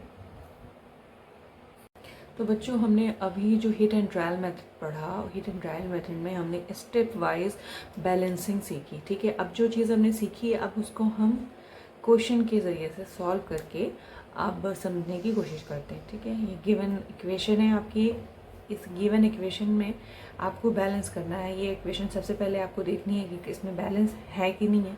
तो सबसे पहले हमने जो वहाँ पे सीखा, तो हम क्या देखते हैं कि इसमें ये आपकी केमिकल इक्वेशन है, ठीक है। अब इसके अंदर नाइट्रिक एसिड कैल्शियम हाइड्रॉक्साइड के साथ रिएक्ट करके कैल्शियम नाइट्रेट और वाटर बना रहा है। नाइट्रिक एसिड का फॉर्मूला जो है वही रहेगा, कैल्शियम हाइड्रॉक्साइड का जो है वही रहेगा, जो कैल्शियम नाइट्रेट का है वो वही रहेगा, और जो H2O का है वो भी वही रहेगा। इसके अंदर कोई चेंज नहीं करना है, ठीक है। पहली बात हो गई। अब हमने क्या करना है कि हमें देखना है कि दोनों तरफ क्या क्या चीज़ें बराबर है। तो इसके अंदर सब हम क्या कर लेंगे, पहले हम लिख लेंगे इसमें क्या क्या एलिमेंट पार्टिसिपेट कर रहे हैं। हाइड्रोजन है, आपकी नाइट्रोजन है, कैल्शियम है, ठीक है, और ऑक्सीजन है, ओके। तो हमने यहाँ पर ये देखा कि ये ऑक्सीजन जो यहाँ पर है वो हाइड्रोजन के साथ कंबाइन है, ठीक है। तो यहाँ पर आपका अब ये जो आप ब्रैकेट में यहाँ पे देख रहे हैं OH2 और NO3 का ट्वाइस, तो ये जो इसका मतलब है ये आपस में अगर इस तरह से कोई कंपाउंड रिटर्न होता है तो इसका इसमें मल्टीप्लाई होता है, ठीक है। तो ये 3 2 6 है, ओके, 3 2 6, फाइन, ये आपका 6 है। अब यहाँ पर ये जो हाइड्रोजन है वो 2 है, और ये क्या है ऑक्सीजन, ये भी यहाँ पर 2 है, ठीक है। यहाँ पर कितना है 3, और यहाँ पर 1। तो अब हम देखते हैं कि दोनों तरफ बराबर है कि नहीं बराबर है। तो हाइड्रोजन हमारा जो है हम राइट हैंड साइड लिखेंगे और फिर लेफ्ट हैंड साइड लिखेंगे। तो राइट हैंड साइड पे हाइड्रोजन कितना है 1 2 3 है, ठीक। फिर हमारा नाइट्रोजन है। अब नाइट्रोजन देखेंगे कि राइट हैंड साइड पे कितना है, राइट हैंड साइड पे आपका 1 है, और लेफ्ट हैंड साइड पे ये कितना है 2 है, ठीक है। ये इससे मल्टी, क्योंकि यहाँ पर कोई भी नंबर नहीं है इसलिए इसको हम 1 मानेंगे। अगर इसके बगल में कुछ और होता तो हम इससे मल्टीप्लाई करते, जिस तरह से ऑक्सीजन को आप यहाँ देख रहे हैं। तो ये 3 2 6 है, बट नाइट्रोजन 1 मानेंगे। तो नाइट्रोजन कितना हो जाएगा, राइट हैंड साइड भी 1 है और लेफ्ट हैंड साइड भी 1 है, ठीक है। कैल्शियम राइट हैंड साइड कितना है 1 और लेफ्ट हैंड साइड भी 1। ऑक्सीजन आप देख लें यहाँ पे 3 और ये 2, कितना हो जाएगा 5, और ये 3 2 6 और 1 7, यानी कि 5 है और 7 है। लेफ्ट हैंड साइड पे कितना है 3 2 5, और यहाँ पर 1 3 2 6, तो क्या हो जाएगा 7 हो जाएगा, 6 1 7। अब हमें बैलेंस क्या करना है, हम ये देख रहे हैं कि हमारा बैलेंस क्या क्या है, नाइट्रोजन बैलेंस है, कैल्शियम बैलेंस है। अब हमारे पास बचा क्या है ऑक्सीजन और हाइड्रोजन। तो कुछ ऐसा हम करते हैं तो कि इक्वल हो जाए। कैसे इक्वल होगा, अब देखिए यहाँ पर हाइड्रोजन 2 है तो यहाँ पे भी 2 कर देंगे हम हाइड्रोजन को, ठीक है, मल्टीप्लाई कर देंगे 2 से। सबसे पहले हम हाइड्रोजन को बैलेंस करेंगे, तो हाइड्रोजन को बैलेंस करेंगे तो अगर हम यहाँ पर 2 से मल्टीप्लाई करते हैं तो ये क्या हो जाएगा 2HNO3 कैल्शियम हाइड्रोक्साइड, और ये पूरा आपका मॉलिक्यूल जो है, अब यहाँ पर हाइड्रोजन 2 हो गया, यहाँ पे भी 2 हो गया। अब हम देखेंगे कि अब हमने जो 2 से मल्टीप्लाई किया है तो इस 2 के मल्टीप्लाई करने के बाद इसका मल्टीप्लाई इसमें भी हो गया, ओके। तो जब इसका मल्टीप्लाई इसमें हो जाएगा तो ये क्या हो जाएगा 6। ऑक्सीजन कितनी हो गई 6 हो गई। अब यहाँ पर ऑक्सीजन क्या हो गई 6 हो गई। आपका हाइड्रोजन कितना है, अब देखिए पहले हमने हाइड्रोजन को बैलेंस किया हाइड्रोजन आपका कितना था 2 यहाँ पर है और 1 यहाँ पर था, तो हमने इसे 2 से मल्टीप्लाई किया तो कितना हो गया 2 और 2 4, ठीक है। तो 4 इस तरफ हो गया, लेकिन इधर भी अभी भी 2 है, तो फिर हम यहाँ पे 2 से मल्टीप्लाई कर देंगे तो यहाँ पे भी कितना हो गया 4, और यहाँ पे भी कितना हो गया 2 हाइड्रोजन ये और 2 ये, तो दोनों तरफ हो गया 4। तो अब हमारा हाइड्रोजन भी हो गया बैलेंस, ठीक है। अब हमारा मसला अब हमारा मसला तो बस ये तो दोनों हमारे बैलेंस थे, कैल्शियम और नाइट्रोजन। अब हमें ऑक्सीजन को बैलेंस करना है। अब हम देखेंगे कि ऑक्सीजन बैलेंस हुआ है कि नहीं हुआ है, क्योंकि हमने अभी मल्टीप्लाई किया। तो हम क्या देखेंगे कि यहाँ पर ऑक्सीजन कितना है 6 और यहाँ पर कितना है 2, तो यानी कि इस साइड कितना हो जाएगा 6 और 2 8, और यहाँ पर कितना है 2, यहाँ पर ये 2 + 3 2 6 यानी कि 8। यहाँ पर भी बैलेंस हो गया और यहाँ पर भी बैलेंस हो गया, यानी कि हमारी ये इक्वेशन बैलेंस हो गई। तो हम इसको क्लियरली यहाँ पर लिख देंगे, मैं आपको क्लियरली लिख के दिखाती हूँ। 2HNO3 प्लस कैल्शियम हाइड्रोक्साइड का twice calcium nitrate plus 2H2O। तो ये हमारी जो इक्वेशन है, ये इक्वेशन हमारी हो गई बैलेंस। तो ये कॉम्प्लिकेटेड नहीं लगना चाहिए, ये इजी, बहुत इजी है। बस आपको थोड़ा सा ध्यान देना है कि आप किस नंबर से मल्टीप्लाई करें और उस नंबर की मल्टीप्लाई करने के बाद जो दूसरे एलिमेंट हैं उनके ऊपर क्या इफेक्ट पड़ रहा है, ये भी आपको चीज़ें देखनी है। अब हम दूसरा एग्जाम्पल देखते हैं। बच्चों ये दूसरा एग्जाम्पल है जिसमें सोडियम हाइड्रोक्साइड सल्फ्यूरिक एसिड के साथ रिएक्ट करके सल्फेट बना रहा है सोडियम को और वाटर बना रहा है। तो इस इक्वेशन को हम जल्दी सॉल्व करने की कोशिश करते हैं। तो सबसे पहले सोडियम को देखते हैं। सोडियम यहाँ पर 1 है और सोडियम यहाँ पर 2 है, ठीक है। ऑक्सीजन 1 और 4 5 है, ठीक है। और यहाँ पर कितना है 4 1 5, यानी कि हमारा ऑक्सीजन क्या हो गया भाई बैलेंस हो गया। हमारा ऑक्सीजन बैलेंस हो गया, सोडियम हमारी जो है वो बैलेंस नहीं है, ठीक है। अब हमारे पास क्या बचता है हाइड्रोजन। हाइड्रोजन कितना है 1 और 2 3, और यहाँ पर कितना है 2, यानी कि हाइड्रोजन भी बैलेंस नहीं है। फिर हमारे पास सल्फर है। सल्फर कितना है 1 इधर है 1 इधर है, यानी कि सल्फर हमारा बैलेंस है। तो हमारा ऑक्सीजन और सल्फर तो बैलेंस है, तो भाई हम इसको भूल जाते हैं, लेकिन हमारा सोडियम और हाइड्रोजन बैलेंस नहीं है। सबसे पहले हम सोडियम को बैलेंस करेंगे। यहाँ पर 2 है तो हमें इधर भी 2 करना है, तो हम यहाँ 2 से मल्टीप्लाई कर देंगे, ठीक है। हो गया सोडियम, 2 सोडियम यहाँ 2 सोडियम यहाँ। लेकिन जब हमने इसको 2 से मल्टीप्लाई किया भाई, तो मल्टीप्लाई करने के बाद तो हाइड्रोजन डिस्टर्ब होगा, क्योंकि जब यहाँ पे हम मल्टीप्लाई करेंगे तो 2 सोडियम 2 ऑक्सीजन और 2 हाइड्रोजन हो गया, तो चेंज आ गया भाई। तो हम क्या करेंगे, अब हम इसको इक्वल करने के लिए देखेंगे कि अब हमारे हाइड्रोजन पे क्या इफेक्ट पड़ रहा है। तो 2 हाइड्रोजन इधर हो गया, ठीक है, 2 इधर था 4, ठीक है। यहाँ पर कितना था 2, तो अब हम क्या करेंगे 2 से मल्टीप्लाई कर देंगे। सबसे पहले हमने हाइड्रोजन को देखा, ठीक है। तो यहाँ पर भी हाइड्रोजन कितना हो गया 4, और यहाँ पर भी कितना हो गया 4। अब हमने ऑक्सीजन को देखना है, क्योंकि हमने कंपाउंड में जब सोडियम हाइड्रोक्साइड में जब हमने 2 से मल्टीप्लाई किया था तो ऑक्सीजन पे भी इफेक्ट पड़ा था। अब हम ऑक्सीजन को चेक करेंगे। तो 2 ऑक्सीजन यहाँ पर है 4, ठीक है 6, यहाँ पर कितना है 4 और यहाँ पर 2 6, यानी कि 6 ऑक्सीजन 6 इधर ऑक्सीजन 6 इधर, यानी कि ये इक्वेशन जो है आपकी हो गई बैलेंस। ये पूरी इक्वेशन बैलेंस्ड है, ठीक है, फटाफट कर लिया हमने। सबसे मैं इसको एक बार फिर से रिवाइज कर दूं। मैंने सोडियम को बैलेंस करने के लिए यहाँ 2 से मल्टीप्लाई किया। जब मैंने सोडियम में 2 से मल्टीप्लाई किया तो हाइड्रोजन 2 हो गया।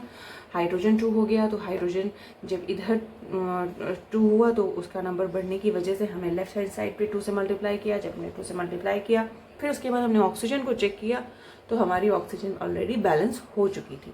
तो इस तरह से ये मैंने 2 एग्जाम्पल बताए। अभी इस वीडियो के मतलब आने के बाद मेरे चैनल पर मैं कुछ दिन के बाद इस चैप्टर के जो क्वेश्चंस हैं उसको मतलब सिक्वेंटली 1 बाय 1 करके कई वीडियोस में शेयर करूंगी आप सबके साथ। तो वो पूरी एक्सरसाइज इंशाल्लाह आपके साथ सॉल्व करूंगी और आपको ईच एंड एवरी क्वेश्चन का आंसर देने की पूरी कोशिश करूंगी कि वो पूरी एक्सरसाइज सॉल्व हो। तो उसमें हम देखेंगे कि कौन कौन से, जैसे मान लीजिए कि मैंने किसी एक वीडियो में आपको 1 से लेके 5 तक क्वेश्चन सॉल्व कर दिए, तो इस तरह से वीडियोस आएंगी। तो I am just informing you कि be connected towards my channel. और जब आपका इंटेंशन बना रहेगा तो that is the motivating power for me, और मैं आपको इंशाल्लाह आगे की चीज़ें भी बताती रहूँगी और पढ़ाती रहूँगी। तो हमारा जो नेक्स्ट टॉपिक है वो है टाइप्स ऑफ केमिकल रिएक्शन, यानी कि हमारी सराउंडिंग में होने वाले हर तरह के रिएक्शंस, मतलब they are several types of chemical reaction. तो हम 5 मेजर टाइप्स को आज पढ़ने वाले हैं और उनको डिस्कस करेंगे विद एग्जाम्पल। तो जो सबसे पहला हमारा टाइप है वो है कॉम्बिनेशन रिएक्शन। कॉम्बिनेशन का मतलब क्या होता है बच्चों?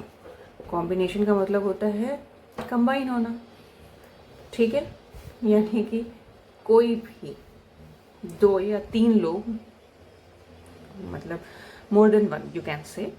कॉम्बिनेशन रिएक्शन बेसिकली वो रिएक्शन होते हैं जिसके अंदर कोई भी 2 तरह की स्पीशीज या मतलब एक से ज़्यादा स्पीशीज समटाइम, ठीक है, वो क्या करती है आपस में मिलकर एक इंडिविजुअल सिंगल प्रोडक्ट फॉर्म करती हैं, ठीक है।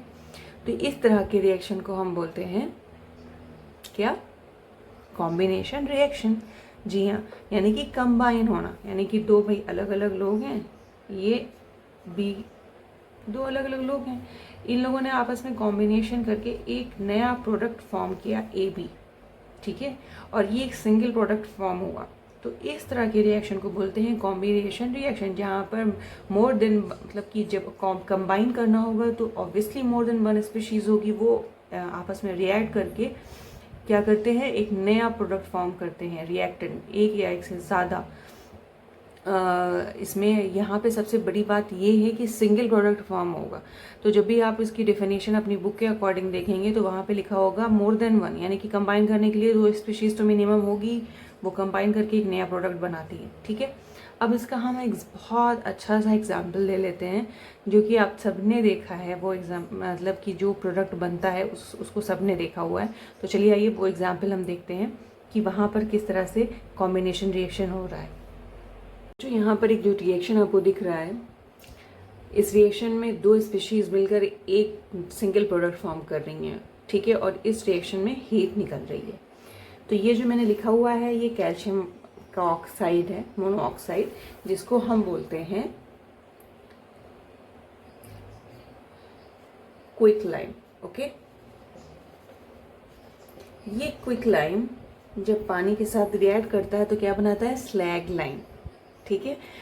आपने देखा है चूना, ये चूना है, ठीक है। वाइट वॉश जिसके घर में भी होता होगा वो उन्होंने देखा होगा कि जब भी वाइट वॉश ये कैल्शियम ऑक्साइड के बड़े बड़े लम्स ला के एक बड़े से कंटेनर में, वो कंटेनर मतलब ऐसा होना चाहिए कि वो कंटेनर मेल्ट ना हो, क्योंकि ये रिएक्शन ऐसा है कि जिसमें से हीट निकलेगी तो वो उसको ख़राब कर देता है। तो अगर मान लीजिए कि आपने बहुत ही पतली थिन फिल्म का कोई भी कंटेनर लिया हुआ है तो वो ख़राब हो जाता है, इसलिए बड़े बड़े मोटे मोटे सीमेंट के बल्क के कंटेनर बनते हैं, उसमें इसको डिज़ोल्व करते हैं पानी के साथ। तो जैसे ही पानी के साथ डिज़ोल्व करते हैं तो ये रिएक्ट करके कैल्शियम हाइड्रोक्साइड एक्वस फॉर्म करता है, यानी कि जब सॉलिड फॉर्म में कैल्शियम ऑक्साइड यानी क्विक लाइम वाटर के साथ रिएक्ट करके एक सिंगल प्रोडक्ट फॉर्म कर रहा है जिसका नाम स्लैग लाइम है, यानी जिसको हम चूना भी बोलते हैं, वो एग्जाम्पल है बहुत अच्छा कॉम्बिनेशन रिएक्शन का। कॉम्बिनेशन रिएक्शन का मतलब इसकी जो डेफिनेशन है उसके हिसाब से ये बताया गया है कि अगर दो या दो से ज़्यादा रिएक्टेंट आपस में रिएक्ट करके एक सिंगल प्रोडक्ट फॉर्म करते हैं तो हम उसको कॉम्बिनेशन रिएक्शन कहते हैं। तो this is the very nice and good example. अगर किसी ने नहीं देखा है, if you will get a chance तो वो सी दिस रिएक्शन, तो आप देख सकते हैं कि जब आप इस रिएक्शन जैसे ही उस पानी के अंदर ये क्विक लाइम डालते हैं तो उसके अंदर बबल बनने लगते हैं, लाइक कि बॉयल हो रहा हो वो, और उसमें बहुत हीट लगती है और जिस कंटेनर में उसको रखा जाता है वो भी बिल्कुल गर्म हो जाता है। तो खैर वो बात अलग है। वो एक एक्सोथर्मिक रिएक्शन है जिससे हीट निकल रही है। एक्सो मतलब बाहर की तरफ हीट निकल रही है, एनवायरनमेंट में हीट मिल रही है। तो ये कैल्शियम हाइड्रोक्साइड, ये दो तरह के रिएक्टेंट हो गए और इसने एक सिंगल प्रोडक्ट फॉर्म किया। तो ये एग्जाम्पल हो गया कॉम्बिनेशन रिएक्शन का। अब हम दूसरे रिएक्शन की तरफ चलते हैं। तो बच्चों कॉम्बिनेशन रिएक्शन के अब हम कुछ दो एग्जाम्पल मैंने और लिखे हुए हैं, उसको भी हम देख लेते हैं। तो यहाँ पर बर्निंग ऑफ कोल एक बहुत अच्छा एग्जाम्पल है जिसमें कार्बन जो है वो ऑक्सीजन के साथ कंबाइन होकर कार्बन डाइऑक्साइड गैस का फॉर्मेशन करता है। यानी कि दो रिएक्टेंट आपस में कंबाइन होकर एक सिंगल प्रोडक्ट का फॉर्मेशन कर रहे हैं। देखिए बच्चों, ये जो कॉम्बिनेशन रिएक्शन होता है इसको हम सिंथेसिस रिएक्शन भी बोलते हैं, इसलिए क्योंकि इससे दो स्पीशीज़ मिलकर एक नई स्पीशीज़ को जनरेट करती हैं। तो इस तरह से इस रिएक्शन में सिंथेसिस होता है, किसी चीज़ का, नई चीज़ का बनना, एक सिंगल चीज़ का। तो हम इसको सिंथेसिस रिएक्शन के नाम से भी जानते हैं। अब हमारा जो दूसरा एग्जाम्पल है वो है फॉर्मेशन ऑफ वाटर मॉलिक्यूल। देखिए वाटर कैसे बनता है, जो हाइड्रोजन गैस होती है और जो ऑक्सीजन गैस होती है ये दोनों कंबाइन हो जाते हैं और कंबाइन होकर किस चीज़ का फॉर्मेशन करते हैं, वाटर का, H2O का। तो ये एग्जाम्पल हो गए। अब इस तरह से आपकी बुक में कई एग्जाम्पल दिए हुए हैं और एक्सोथर्मिक रिएक्शन से रिलेटेड भी एग्जाम्पल दिए हुए हैं जिसके अंदर रिस्पायरेशन के रिएक्शन को भी बताया गया है। तो अब मैं उन सब चीज़ों को शॉर्ट में निपटाते हुए अब नेक्स्ट कॉम्बिनेशन रिएक्शन के बाद जो आपका डिकम्पोजिशन रिएक्शन है उसकी तरफ चलते हैं। ये दो बहुत ही प्यारे से रिएक्शन लिखे हुए हैं मैंने यहाँ पर। इसमें आपको मतलब इजीली आप देख सकते हैं, यू कैन सी कि यहाँ पर एक सिंगल प्रोडक्ट टूट कर क्या बना रहा है, मल्टीपल प्रोडक्ट्स बना रहा है। तो सबसे पहले एग्जाम्पल में क्या हो रहा है, जो फेरस सल्फेट है जब आप उसको हीट कर रहे हैं, हीट दे रहे हैं, तो हीट देने के बाद क्या हो रहा है कि इसमें आपका ऑक्साइड बन जा रहा है, फेरिक ऑक्साइड का फॉर्मेशन हो रहा है और सल्फर डाइऑक्साइड गैस बन रही है और सल्फर ट्राईऑक्साइड गैस बन रही है। तो इस तरह से इस रिएक्शन में क्या हो रहा है, डिकम्पोजिशन, एक कंपाउंड टूटकर मल्टीपल प्रोडक्ट फॉर्म कर रहा है। दूसरा एग्जाम्पल जिसमें कैल्शियम कार्बोनेट, जिसको हम लाइमस्टोन भी बोलते हैं, जब आप इस सिंगल प्रोडक्ट को हीट देते हैं तो ये हीट देने के बाद टूट जाता है दो प्रोडक्ट्स में, ये CO2 गैस फॉर्म करता है और क्विक लाइम देता है। तो इस तरह से बहुत से एग्जाम्पल्स आपके बुक में इन दो एग्जाम्पल्स के अलावा भी दिए हुए हैं, तो you can see that, but ये दो एग्जाम्पल सफिशिएंट हैं। और जो मैंने आपको बेसिक चीज़ बताया कि जब कोई एक सिंगल रिएक्टेंट ब्रेक होकर मल्टीपल प्रोडक्ट देता है तो that reaction is known as decomposition reaction. अब हम नेक्स्ट रिएक्शन देखते हैं। तो बच्चों our third type of reaction is displacement reaction. Displacement reaction, I am saying it again कि नाम में ही इसकी मीनिंग छुपी हुई है, पूरी डेफिनेशन आपको नाम से मिल जाएगी। डिस्प्लेसमेंट का मतलब होता है किसी एक इंसान को हटा के उसकी जगह ले लेना, ठीक है, डिस्प्लेस कर देना, उसकी जगह ले लेना। जैसे मान लीजिए कि A जो है वो रिएक्ट कर रहा है CB के साथ, ठीक है, तो ये जो A है वो CB के साथ रिएक्ट कर रहा है, तो ये C को हटाकर मान लीजिए A चला जाए, तो ये क्या बन जाएगा, AB और C बाहर हो जाए, तो ये बन गया आपका नया प्रोडक्ट। और इसने किसको, A ने डिस्प्लेस किया किसको, C को, और क्या बनाया, AB, और C बाहर हो गया।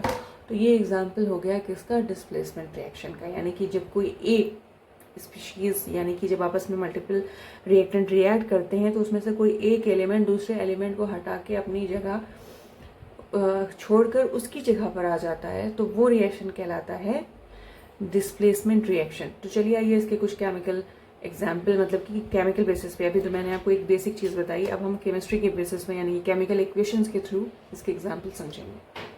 तो बच्चों डिस्प्लेसमेंट रिएक्शन की मैंने यहाँ पे 3 एग्जाम्पल लिखे हुए हैं, जहाँ पे आप देख सकते हैं कि आयरन कॉपर सल्फेट के साथ रिएक्ट करके क्या कर रहा है, सल्फेट का फॉर्मेशन कर रहा है। और यहाँ पर क्या हो रहा है कि डिस्प्लेस कर दे रहा है किसको, कॉपर को, और कॉपर क्या हो जा रहा है, बाहर, ठीक है। तो आयरन ने डिस्प्लेस किया किसको, कॉपर को, और उसकी जगह ले लिया। यहाँ पर कॉपर का सल्फेट था, अब यहाँ पर आयरन का सल्फेट हो गया है। दूसरा एग्जाम्पल ये, जिंक जो है वो कॉपर सल्फेट के साथ रिएक्ट कर रहा है, और क्या कर रहा है, जिंक सल्फेट का फॉर्मेशन कर रहा है। तो इसमें क्या है, जिंक ने किसको डिस्प्लेस कर दिया, कॉपर को, कॉपर रिमूव हो गया और जिंक उसकी जगह पर आ गया। फिर तीसरे रिएक्शन में जो लेड है वो क्या कर रहा है, फिर से कॉपर को क्या कहते हैं, डिस्प्लेस करके उसकी जगह ले रहा है और क्लोराइड बना दे रहा है लेड का, और कॉपर बाहर हो जा रहा है। अब आपको कन्फ्यूजन हो रहा होगा कि क्या सिर्फ ये रिएक्शन कॉपर में ही होता है। एक्चुअली ऐसा नहीं है, बहुत से दूसरे भी एग्जाम्पल्स हैं, पर मैंने वही एग्जाम्पल लिए हैं जो आपकी बुक में दिए हुए हैं। तो यहाँ पर देखते हैं कि आप देख रहे हैं कि जो मेटल ज़्यादा रिएक्टिव होता है वो अपने से कम रिएक्टिव मेटल को हटा देता है। भाई ये इनसे ज़्यादा पावरफुल है, तो कॉपर कम पावरफुल है तो आयरन उसकी जगह पर आ गया। जिंक ज़्यादा पावरफुल है, कॉपर की जगह पर जिंक आ गया। लेड ज़्यादा पावरफुल है तो वो कॉपर की जगह पर आ गया।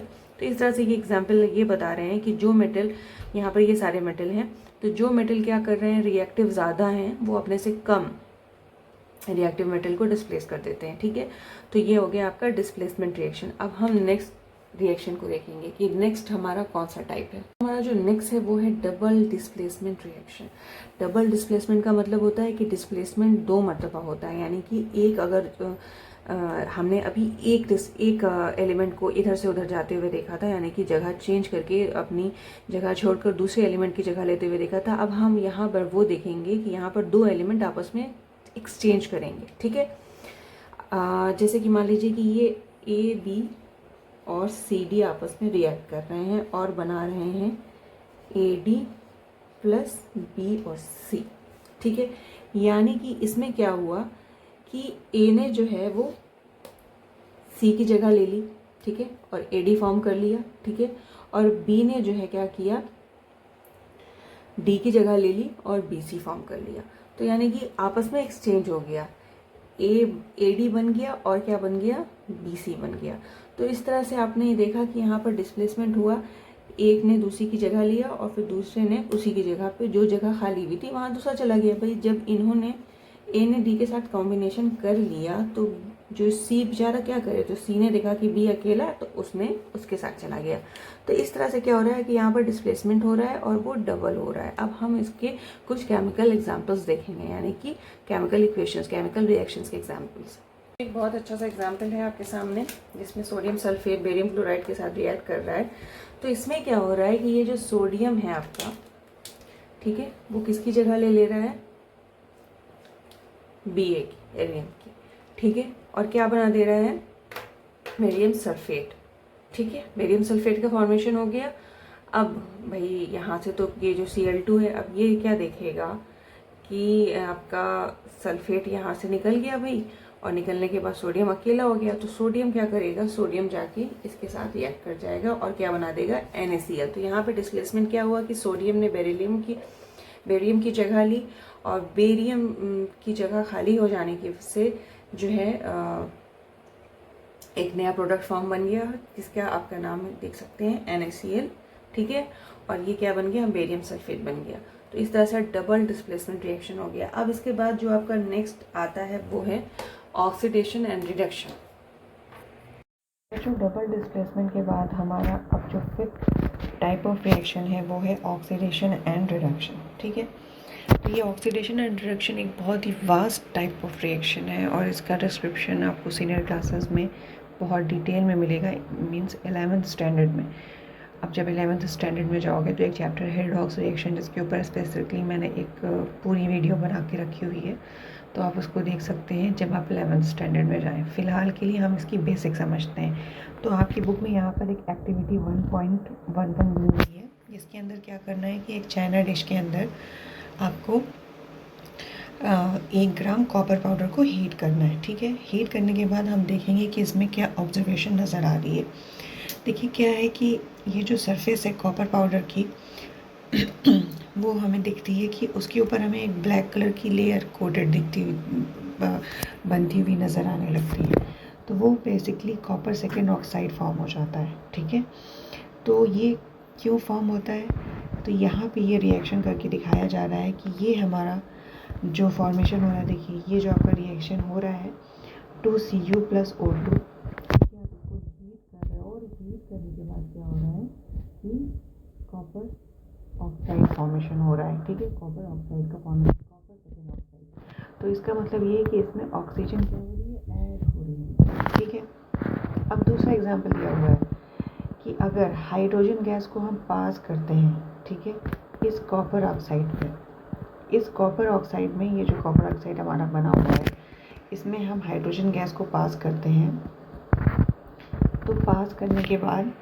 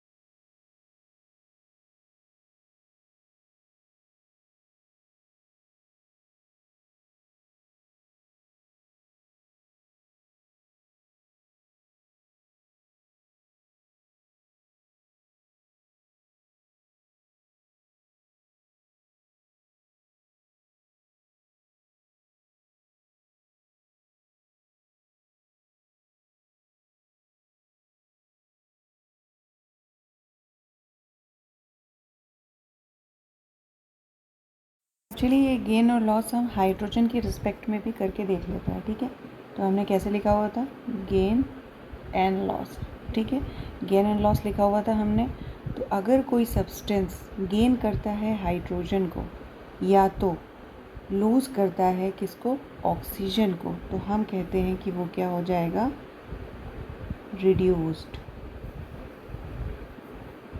ठीक है, रिड्यूस्ड। तो इस तरह से आपने देखा कि ऑक्सीजन का एडिशन या हाइड्रोजन का रिमूवल किसी सब्सटेंस को ऑक्सीडाइज करता है, जबकि हाइड्रोजन का एडिशन या ऑक्सीजन का रिमूवल किसी भी सब्सटेंस को रिड्यूस करता है।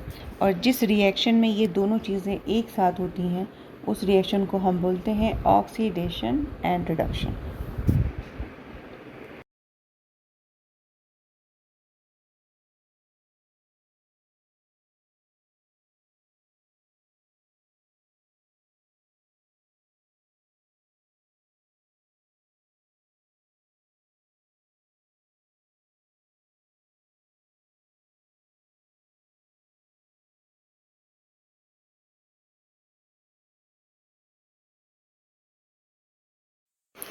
तो बच्चों अब जो आपका नेक्स्ट टॉपिक है वो है कोरोजन।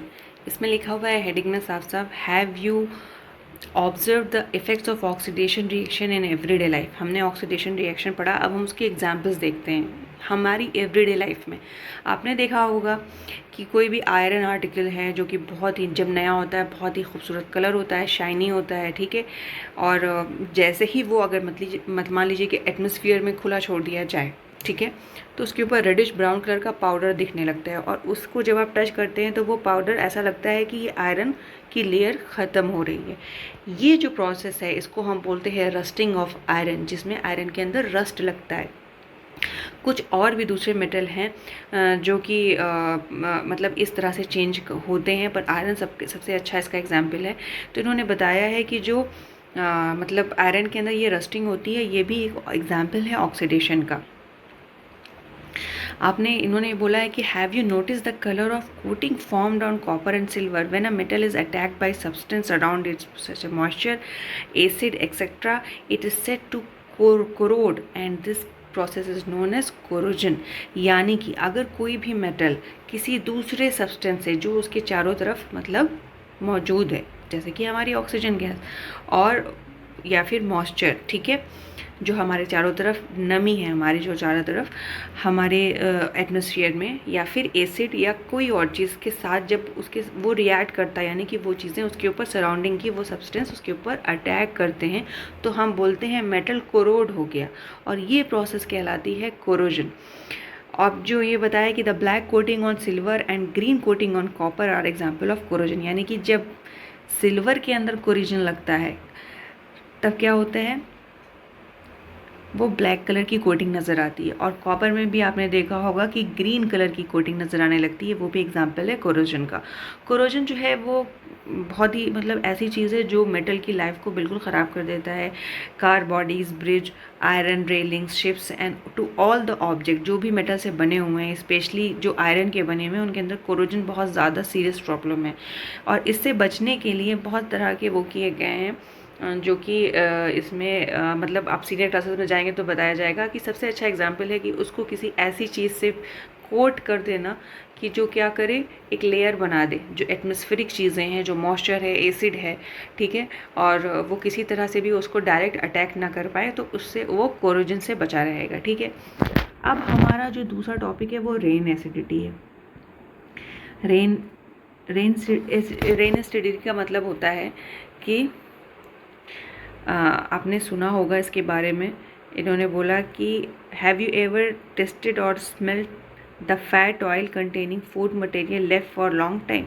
यानी कि जो मान लीजिए कि कोई भी तेल या फिर ऑयल जो है उसको आप उसके अंदर कोई फूड मटेरियल है, ठीक है, उसको आप छोड़ देते हैं, तो छोड़ने के बाद क्या होता है कि अगर वो बहुत देर तक रह जाता है तो उसका आपने कभी टेस्ट किया है। इन्होंने बोला कि अगर आप उसको टेस्ट करेंगे तो जब फैट और ऑयल जो होता है ऑक्सीडाइज हो जाता है तो वो क्या हो जाता है, रैंसिड कहलाता है। And their smell and taste change, और उसका जो स्मेल होती है और जो टेस्ट होता है वो चेंज हो जाता है। और usually substances which prevent oxidation यानी antioxidant are added to food containing fats and oil, यानी कि जो भी सब्सटेंसेस होते हैं जिनके अंदर फैट और ऑयल होता है यानी कि खाने वाले, तो उनको ज़्यादा दिन तक बचाने के लिए कि उनके अंदर ये प्रोसेस ना हो ऑक्सीडेशन की, उनके अंदर हम एंटीऑक्सीडेंट डालते हैं जो ऑक्सीडेशन की प्रोसेस को रोकते हैं। Keeping food in air tight container, यानी कि हम एयर टाइट कंटेनर का इस्तेमाल करेंगे तो वो स्लो डाउन करेगा ऑक्सीडेशन की प्रोसेस को। अब ये जो चिप्स मैन्युफैक्चर होते हैं वो क्या करते हैं, इसके अंदर हम नाइट्रोजन गैस डालते हैं चिप्स के अंदर, ताकि वो उसके अंदर मॉइस्चर ना जाने पाए और वो ऑक्सीडाइज ना हो पाए और सॉफ्ट ना हो पाए। तो इस तरह से ये जो चैप्टर है आपका ये पूरा टोटली फिनिश हो चुका है। और आई होप कि आपको ये चैप्टर अच्छे से समझ में आया हो। और मेरी रिक्वेस्ट है आप लोगों से कि ये चैप्टर आप अपने फ्रेंड सर्कल में, अपने क्लास में सबके साथ शेयर करिए, ताकि बच्चों को ईज़िली समझ में आ जाए, वो रिपीट कर करके और ये सारी चीज़ें जो समझ में नहीं आई हैं वो अच्छी तरह से देखें। और मुझे कमेंट बॉक्स में बता सकते हैं कि कोई स्पेसिफिक चीज़ अगर समझ में नहीं आई हो, मैं डेफिनेटली उस जगह पे रिप्लाई करूँगी और कमेंट बॉक्स में ही उसको एक्सप्लेन करने की कोशिश करूँगी। सो keep watching, keep sharing, and stay healthy. Thanks for watching.